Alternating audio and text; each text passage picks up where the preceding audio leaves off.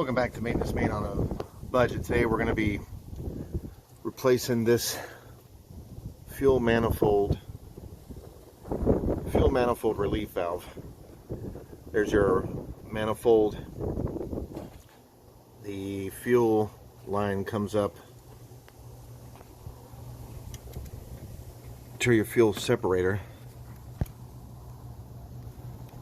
goes up to the relief valve there. And the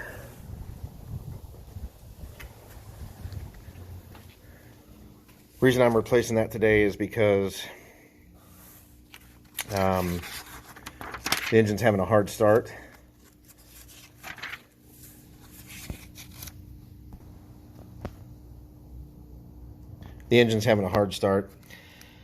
And what it does is it stays running for about 3 to 5 seconds and then automatically shuts off. And then when you want to restart it again, take several cranks until the fuel gets through the injection pump and gets the engine fired off. So I saw a number of videos where they're showing you how to remove the CPI pump and or the relief valve regulator on the fuel manifold.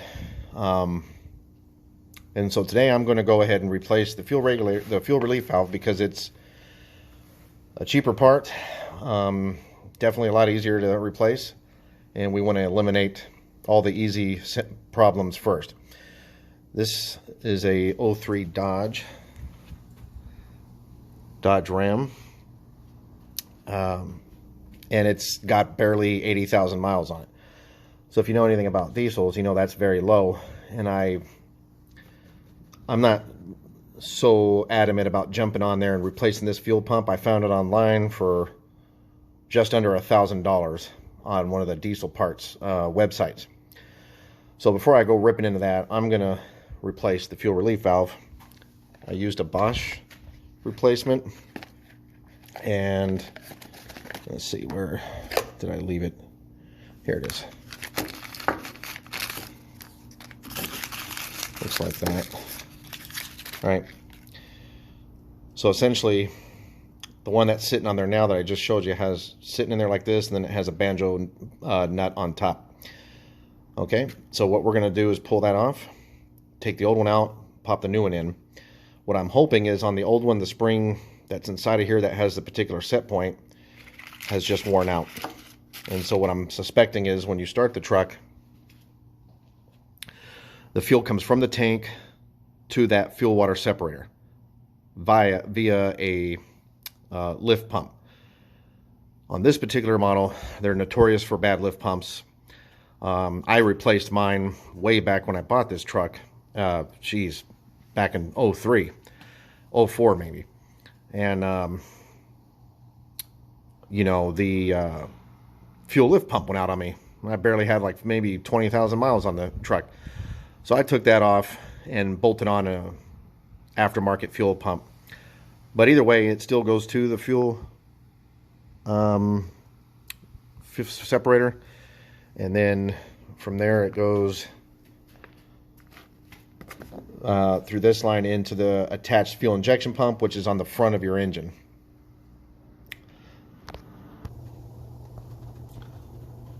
So right there's the fuel injection pump. And then this line, you can see that. This line is going up to the manifold, and then on top of the manifold has here. So once it gets to this fuel injection pump, it's geared into the drivetrain of the engine and compressing the fuel at a high pressure through that manifold, and then from that manifold goes to each injector inside of here, which is your head. The injectors could be leaking by, which could also cause leak by for the engine to not crank over and take off. But before I go ripping into expensive injectors, I'm going to go with the simplest thing first. So I found this online for about, how much did I pay? This is about $100 through an online site. Got a Bosch replacement. So we're going to go ahead and replace that and see if it works.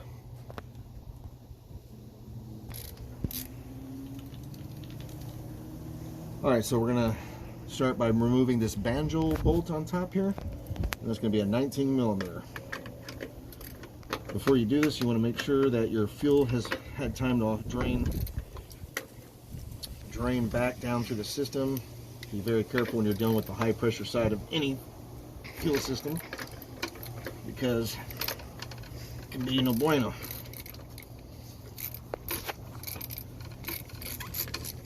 When you're removing it, you'll have two banjos, two crush rings, one on the top here, one on the bottom. So when you're pulling this out, be very careful. Where's the top? I'll show you. I'm going to pull it out here. And then you can show them to them. Okay, so here's the banjo bolt. You'll have one crush ring here. Let me see. Oh, there. See that? We're going to set that aside. You mean that little circle? And then there'll be one on the bottom of this little line. Circle? Yeah. There. That's a little circle. That's what they look like. It's a little rings. So did you see this? Wait, let me see. Can you see the top part here where my fingers is? Oh yeah, that. It's like a little wrench. So this line has one on the bottom, one on the top. I'm going to reuse them. Now I'm going to have to pull this line back a little bit because wind. This line will go down to my fuel water separator. And I'm just going to kind of pull it back a little bit so I can get my other socket on there. Let's see. That. There we go. And that one is a 15/16, or it should be 21 or 22. I didn't have that, so I'm just going to go with my, oh, I got to get the right drive. Alright, so now I got my extension. You can do it. There we go. We're going to take the relief valve out.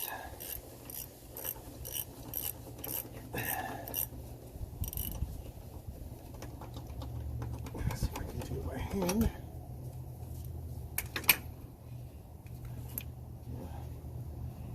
Alright, so like I said, I hope this is the problem, because if this isn't the issue. There it is. We can put it down with the rest and I'll show them. Wait. So that's the old relief valve. There. And you'll have a part number on the front there. And let me grab the new one.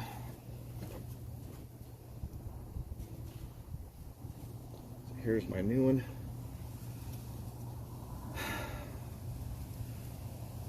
It's a Bosch part. This is a Bosch part. So now I'm going to put this in. They're both the same. I'm going to thread this new one in. Okay.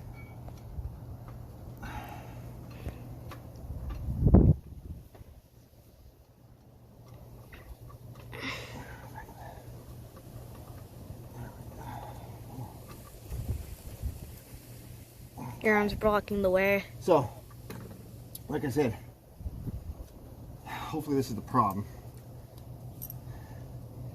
These relief valves can stick over time, even though this engine only has 80 something. Actually, I believe it's actually closer to 90 something thousand miles. You know, these things could go out. We'll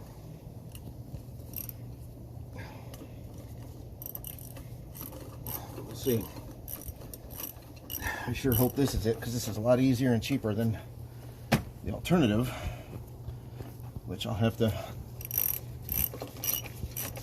replace the CPI pump.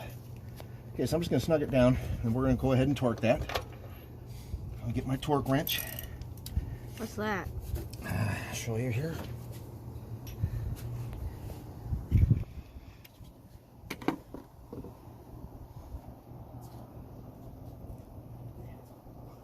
Let's go. Alright, so I'm looking up the torque specs on my Haynes repair manual. They don't specifically say relief valve, but it is the fuel line banjo bolt. My truck is a 2000, or this particular truck is a 2003, and they're saying 17 foot-pounds. So, torque wrench, I'm going to go ahead and set it to 17.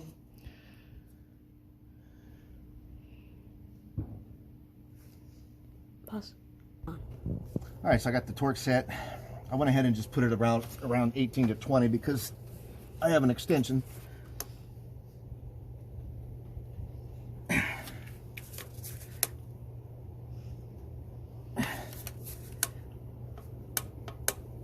And there we go. Very good. Now, put the bottom press ring on.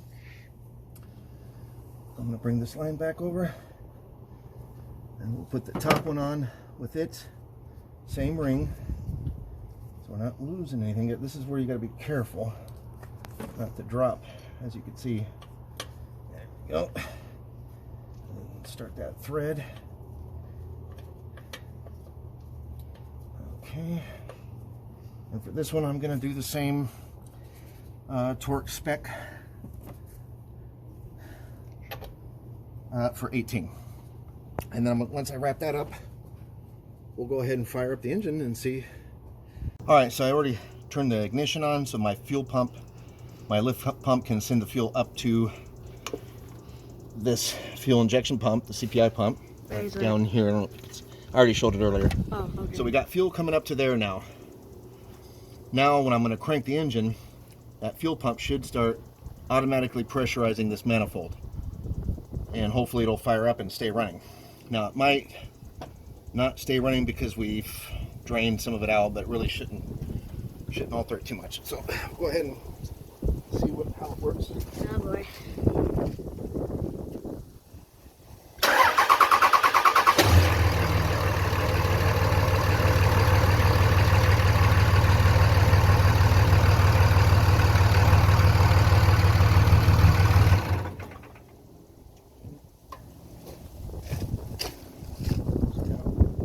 That's usually what's been happening.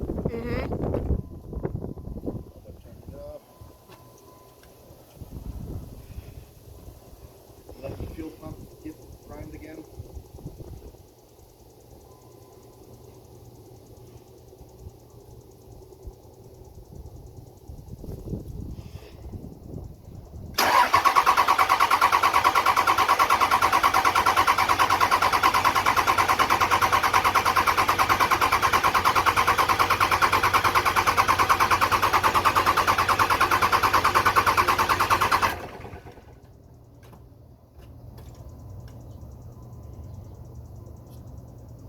Cut it. All right, so I found the problem. What I ended up doing is taking a temp gun and I shot each exhaust temp, and I noticed that number 5 was about almost 30 degrees hotter than the rest, and that was with it running for a good 20 minutes. So I had the engine nice and warm. Of course it was at idle, but still I thought that was a little bit high. And so what I decided to do is I got a cutout tool, and what you do is, this is the fuel pressure manifold, so number 5 right here, I pulled that off and put this plug on there. This plug fired right up, and I waited until a day, so I would still have the same symptoms. After a night of sitting, it always has a hard start. So I put that plug on it, and fired right up and stayed running. And then just to be sure, I took the plug off, put that line back on, waited another day, and has a hard start again. So I've determined it's the number 5 injector. So what I'm going to do now is place one on order, given the fact that I don't have the budget. Most of the sets are upwards of $2,000 from what I can tell online. So what I'm going to do is replace this one injector, replace the fuel filter, and get some diesel fuel in there and put some additive in the tank, and hopefully I won't start losing the rest of the injectors, but if I do, we'll replace them all, I guess. But I'll let you know when I get the new one, and we'll start with injector removal. All right, so that's what I ended up doing. Like I said, I got that cap. I purchased the cap on Diesel Performance or Diesel Power website, and it was around $10. I'm sure you can manufacture one. I saw a video where this guy welded a end of a fuel line. You know, that's all good stuff. And if you've got the will, the tools, and all that stuff to do it, do it. I do not. And I don't trust my welding skills. As you guys can see, I have shaky hands. I do apologize for some of my terminology. Like I said, I was a Navy mechanic, so fuel separator is what we always call them, but they're fuel filters and fuel relief valves. But essentially, I got the plug. I found that it's that particular injector. So I'm definitely going to go ahead and replace that. I suspect the issue is the long periods of sit time this truck has had. You know, for such an old truck and low mileage, I was on many deployments, so it did a lot of sitting. I did keep up with maintaining my fuel and always changing out the fuel filters every time I did an oil change, but you know, a lot of condensation can get built up in that fuel tank. A lot of water mixture can get up in there.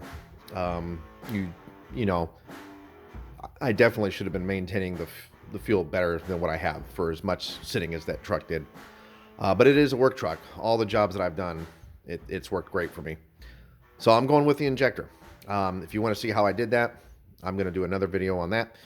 But that's how I troubleshot the hard start issue for my truck. Hope this video helps. If it did, please hit the like button and subscribe to my channel. I'm always putting these videos out, and I appreciate you guys if you subscribe. Thank you very much. Have a good day.